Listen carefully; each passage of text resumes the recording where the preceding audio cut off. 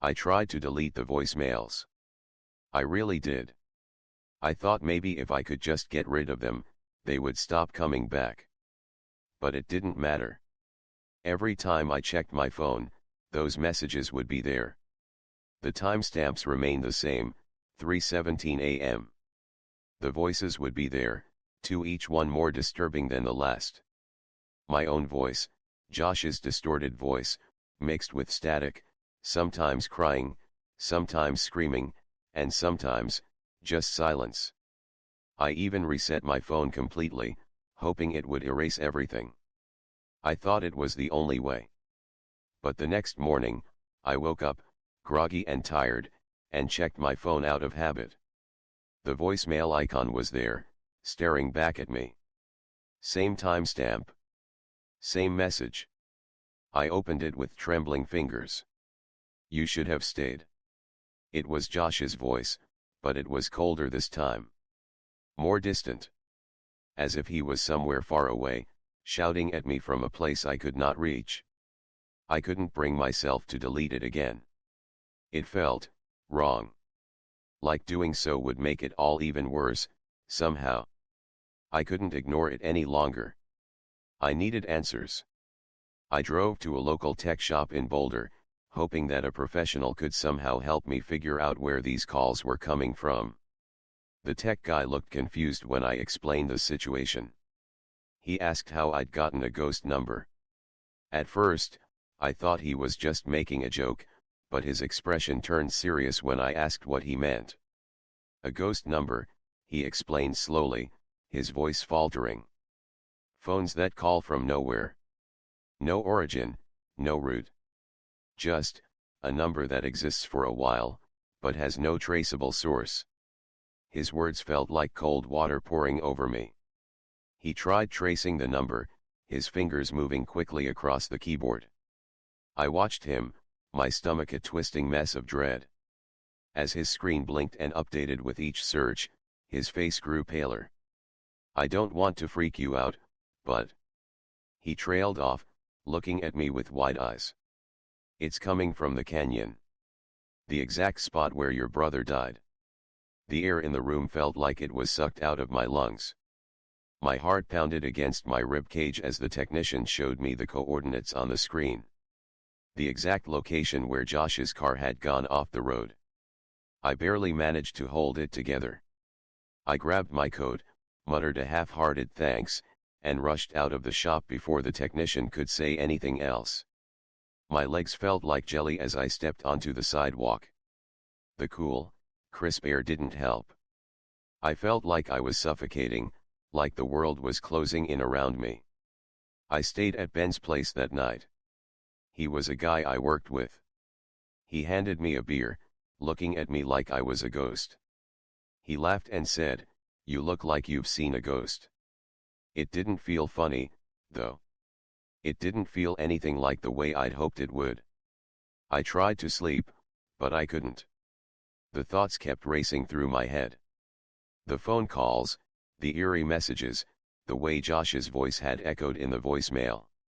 I kept staring at the clock, my mind waiting for it. 3:17 a.m. I watched the time slowly inch closer to the dreaded hour, my breath shallow in my chest. My palms were clammy, my heartbeat pounding in my ears. And then it happened. The phone buzzed in my pocket. I didn't want to check it. I didn't. But somehow, I found myself reaching for it. My hands shook as I unlocked the phone. It was an unknown number, just like before. The voicemail started playing on its own. I didn't even have to press anything. "I'm not alone down here." The voice was distorted, but it was unmistakable. Josh's voice was slower now, more drawn out, as though he were getting closer. There was something else, too. Other voices. Low murmurs, whispers that blended in with Josh's voice, like there were more people down there. Or maybe, not people. Maybe something else entirely. The air in the room grew thick, heavy, as if the walls themselves were closing in. My breath caught in my throat. It felt like I was being suffocated by something far worse than fear. Something unseen, something ancient, was here. I couldn't stay at Ben's any longer. The fear was too much. I packed my things and left without a word. Ben was still asleep, oblivious to the terror I was feeling. But I couldn't tell him. How could I? How could I explain to anyone what was happening to me? I didn't even know what was happening. I drove back to the canyon that night. I had no idea why. It was like an invisible force was pulling me, and I couldn't resist it. I parked my truck in the same spot, leaving the engine running, just in case. My hands were shaking as I grabbed a different phone this time, one with no contacts synced. I didn't want to risk any trace, any link to the last phone. I walked down the same trail again, the trees as silent as ever. The wind had stopped completely. It was as though the entire world had come to a standstill. Even the birds were gone. I reached the bottom of the slope and stopped dead in my tracks. There was something different this time. A burned outline on the ground, where Josh's car had been. Inside that outline, there were footprints. One set of footprints, deep and barefoot, circling the area. They didn't lead anywhere else. They just circled, and then stopped. Facing the trees. My legs trembled as I followed the footprints, my flashlight beam bouncing off the ground, revealing nothing but dry earth. They led me deeper into the woods, and I followed them, despite every instinct screaming at me to turn around. I don't know why I kept walking. I don't know why I didn't just leave, but I kept going. The footprints led me to a rock ledge where the trees thinned out. That's when I saw it. Josh's old keychain. It was buried in the dirt, but the plastic was melted, and there was a photo inside. A photo of us wearing Halloween masks back in high school. But what made my stomach churn was the red smear across the glass. It was like blood, but there were no tracks around it. No signs of anything. I pocketed the keychain, my hands trembling. And that's when the air shifted. It felt like something invisible had sucked all the warmth out of the clearing, like the world had gone cold.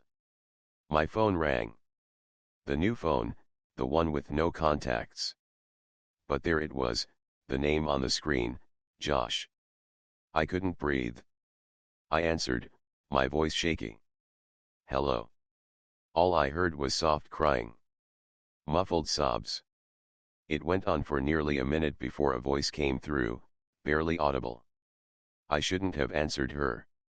I froze, my heart pounding in my chest. Who? Who's her? I whispered, barely able to get the words out. No reply. Just silence. And then, in the distance, I heard a loud metal clang, like something slamming shut, deep underground. The call ended on its own. I don't know how I made it back to the truck. My body moved on its own, driven by pure fear. When I got to the top, I didn't look back. I couldn't. I didn't dare. That night, I threw the phone into a drawer when I got home, and I didn't touch it again. But the messages kept coming. Every night, the same number. Every night, a different message. Sometimes crying, sometimes footsteps, sometimes my own voice, saying things I've never said. I started sleeping with the lights on. I didn't know what I had brought back with me from that canyon. Maybe it was Josh. Maybe it was something that found him first, something that used him to reach me. Whatever it was, it still wanted something from me. And no matter how hard I tried to ignore it, it never stopped. The calls came. The footsteps. The feeling of something in the house. Something watching me. And then, one night, my bedroom door opened on its own. The same muddy footprints. They circled my bed, just like the footprints in the canyon. And they stopped, facing me. I don't know if Josh is trying to warn me, or if something else has come for me. But I'm starting to think, it won't stop until I answer. I can still remember the first time Ricky and I raced down those long, empty roads in Modesto, California. Those streets, winding through orchards and farms, were our playground. It was where we learned the meaning of speed. Where we pushed the limits of our lives. And where everything changed. Ricky wasn't just my cousin, he was my best friend, my brother. We were inseparable. We shared a love for muscle cars, and there was no better machine in Modesto than his black 1997 Mustang GT. It had that throaty growl that made heads turn, the deep red underglow that lit up the night like something out of a movie. Ricky was fearless, reckless even, but he had a way of controlling that car like no one else. He was always the one to push boundaries, to go faster than anyone else. I, on the other hand, was a little more cautious. But not that night. It was a Friday, like any other, but Ricky had just installed a new supercharger on his Mustang. The car roared to life, and he was practically vibrating with excitement. We didn't even need an excuse, we just needed the night, the road, and the sound of engines. We raced down that stretch of road behind the old irrigation canal. It was one of our favorite spots, quiet and secluded. No one around to see us break the law, no one to tell us we were being idiots. The night was cold, the air thick with dust, but all we could hear was the hum of the engines as we revved them up, ready to race. I was standing at the halfway point, holding a flashlight to signal the start. The air smelled of burning rubber, and there was something about that night that felt different. Ricky revved his engine, that familiar growl that always sent a chill down my spine. But this time, something felt off. The sound of his engine echoed off the trees like a war cry. When I dropped the light, I could feel the weight of the moment.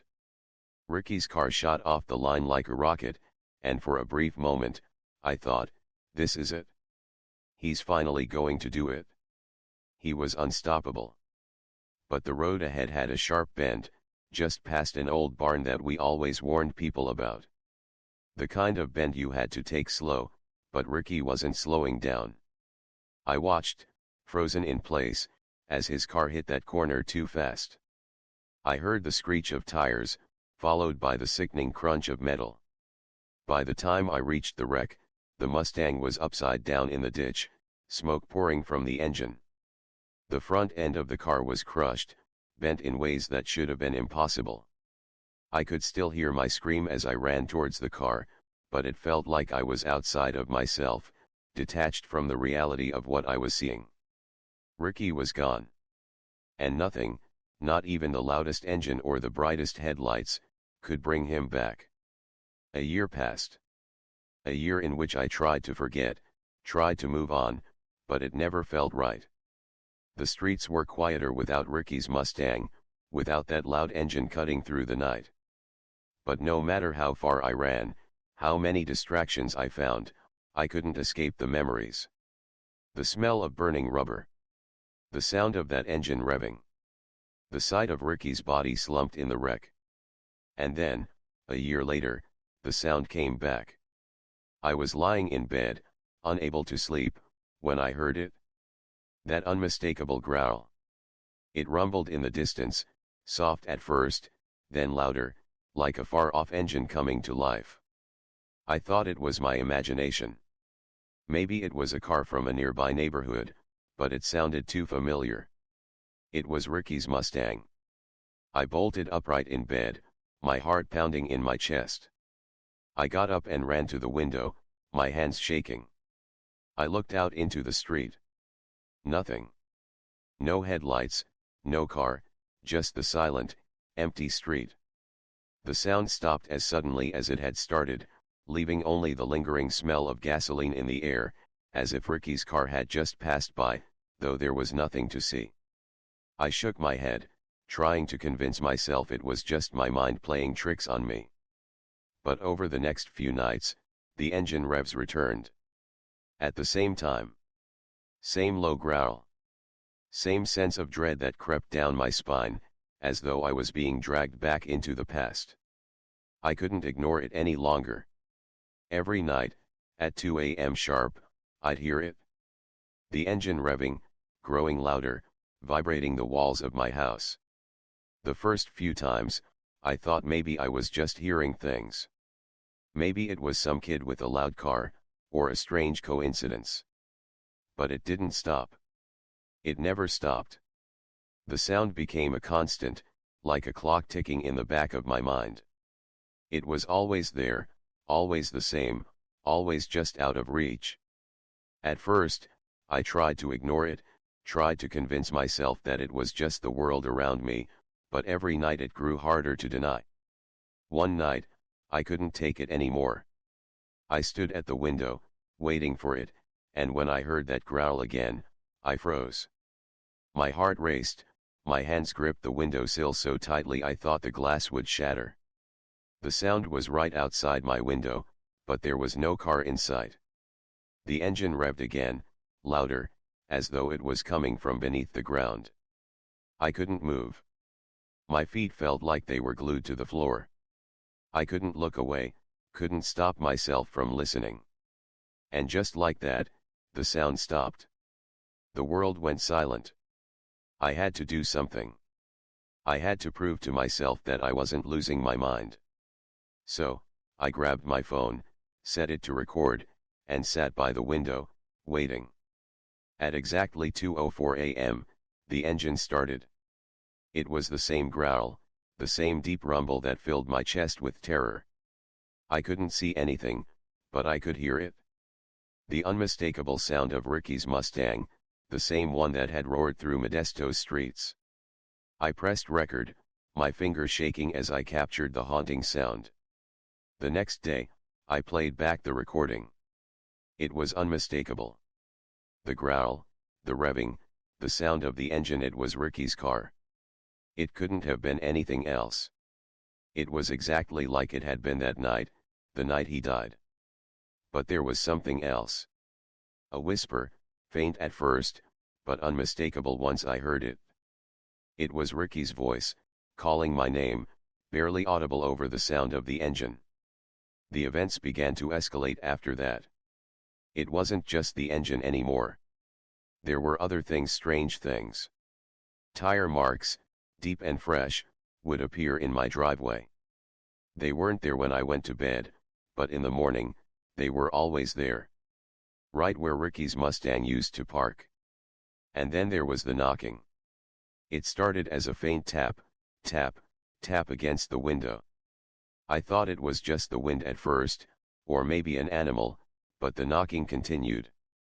Every night, at exactly 2 a.m., I'd hear it. Soft, deliberate knocks, as though someone or something was trying to get my attention. I'd rush to the window, but there would be nothing there. No one. Just the quiet street and the darkness. The knocking became louder, more insistent. The more I heard it, the more I felt the fear creeping in. It was as if Ricky, no, not Ricky, something was trying to reach me, to make me come closer. One night, I couldn't take it anymore. I followed the sound of the engine, my heart racing as I stepped out into the night. I didn't know where I was going, but the sound of that engine pulled me like a magnet. I walked, faster and faster, until I found myself in the woods behind my house. The engine roared in the distance, but I couldn't see anything. I followed the sound deeper into the woods, the trees thickening around me, the path narrowing until there was nothing but darkness. And then I saw it. A car. A black Mustang, just like Ricky's. But it wasn't Ricky behind the wheel. The figure in the driver's seat was hunched over, its head obscured by shadows. The car sat there, idling, the engine still roaring, but no one was inside. I couldn't breathe. My legs turned to jelly, but I couldn't look away. It was Ricky's car, but it wasn't. The figure inside, it wasn't him. It was something else. The next morning, I returned to the woods, hoping to find something that would explain what I had seen. But there was nothing. No car, no footprints, no signs of anything. Just the quiet forest, untouched and still. But I knew what I had seen. I knew what I had felt. And the fear of Ricky's ghostly presence lingered like a shadow that would never leave.